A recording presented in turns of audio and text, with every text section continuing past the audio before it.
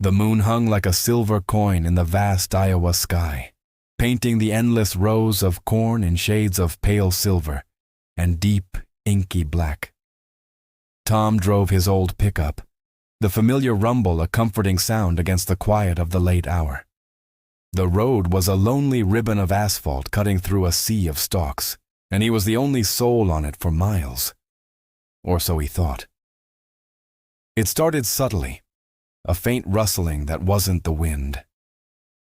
Tom slowed the truck, rolling down his window. The air, thick with the earthy scent of soil and corn, carried something else, a whisper. At first it was just a sound, a sibilant hiss that seemed to emanate from the millions of leaves surrounding him. But then it coalesced, taking shape. Tom! He slammed on the brakes, the truck groaning to a halt. His heart hammered against his ribs. He must be tired.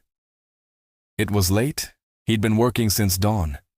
It was just the wind, playing tricks on an exhausted mind. He was about to put the truck back in gear when he heard it again, clearer this time. A chorus of voices, all murmuring his name. Tom! Come to us, Tom! The sound was hypnotic, pulling at him. It wasn't menacing, not yet. It was inviting. Curiosity, that old human failing, got the better of him. He killed the engine, the sudden silence amplifying the whispers from the field. Grabbing the heavy flashlight from his glove compartment, he stepped out onto the road. The corn stood tall, a solid wall of green and gold under the moonlight. The whispers beckoned him from within. "Hello?" he called out, his voice sounding small and fragile in the immense quiet. "Is someone there?" The only answer was the rustling and the persistent, soft chant of his name. He aimed his flashlight into the dense rows, the beam cutting a narrow path into the darkness. The stalks were thick, their leaves like razors. Hesitantly, he took a step off the asphalt, the soft earth giving way under his boots. Then, another. The moment he entered the cornfield, the air changed. It grew colder, the scent of damp earth more pronounced. The sounds of the road vanished, swallowed by the dense vegetation. It was like stepping into another world. The whispers were all around him now, coming from every direction, weaving through the stalks like unseen spirits. "Tom." "Closer, Tom." He pushed deeper, the beam of his flashlight bouncing erratically. He wasn't sure what he was looking for. Kids playing a prank? Maybe. But this felt different. It felt ancient.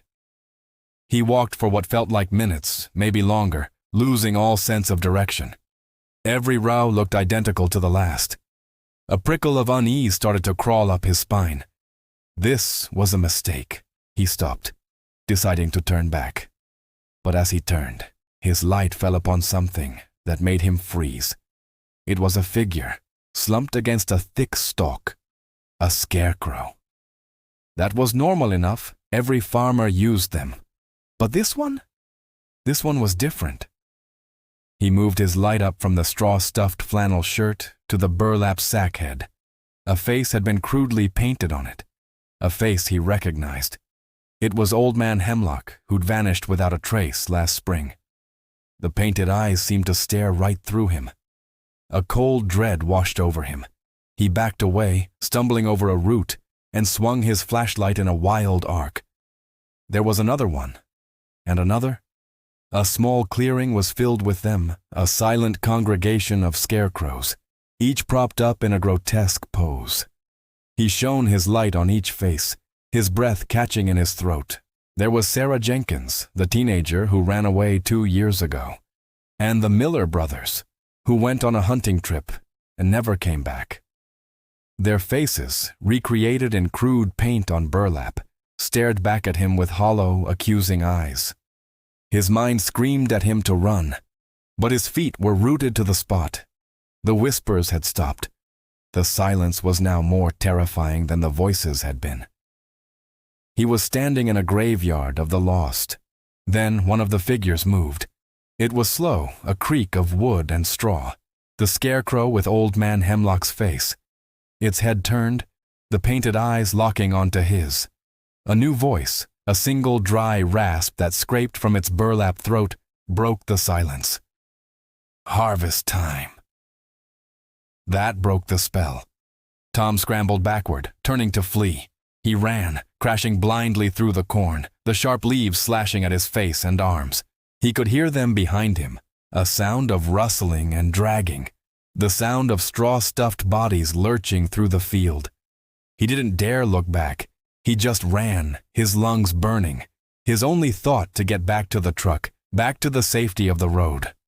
Vines, thick and strong as rope, seemed to writhe up from the ground, wrapping around his ankles. He fell hard, the flashlight flying from his grasp and extinguishing as it hit the earth. He was plunged into darkness, the moonlight blotted out by the canopy of corn. He kicked and clawed at the vines, a primal fear giving him strength. They felt alive, tightening their grip. He could hear the dragging sounds getting closer. With a final, desperate wrench, he broke free and staggered to his feet. He could see the faint glint of moonlight on his truck's windshield through the stalks. He burst from the edge of the cornfield, tumbling onto the hard asphalt of the road, gasping for air. He didn't waste a second. He scrambled into the cab, fumbling with the keys, his hands shaking so badly it took 3 tries to get the key into the ignition. The engine roared to life. He slammed the truck into drive and stomped on the gas, tires screeching as he peeled away. He didn't slow down, his eyes glued to the rearview mirror. The edge of the cornfield was empty. There was nothing there. Was it all in his head? A waking nightmare brought on by exhaustion. His heart was still pounding, his skin raw from the corn leaves. It had felt real, too real. He fumbled for the radio, needing a human voice, something to ground him in reality. The radio crackled to life, a late-night news report droning on. And local authorities are asking for the public's help in locating another missing person. Farmer Tom Abernathy was last seen leaving his property late this evening in his blue pickup truck. If you have any information? Tom's blood ran cold. He stared at the radio as if it were a venomous snake. The voice was talking about him, but he was right here.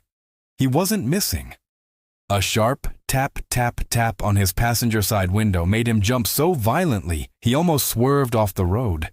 He snapped his head to the side. A single, slender cornstalk was gently tapping against the glass, keeping pace with the speeding truck, its leafy tip pointing right at him. And from the fields on either side of the road, the whispers started again, this time filled with a chilling, triumphant glee. Harvest time, Tom. Harvest time. Thanks for joining me for this chilling tale. If you enjoyed this journey into the Whispering Cornfield, don't forget to hit that like button and subscribe for more stories from the shadows. Stay safe out there and maybe stick to the main roads. Until next time.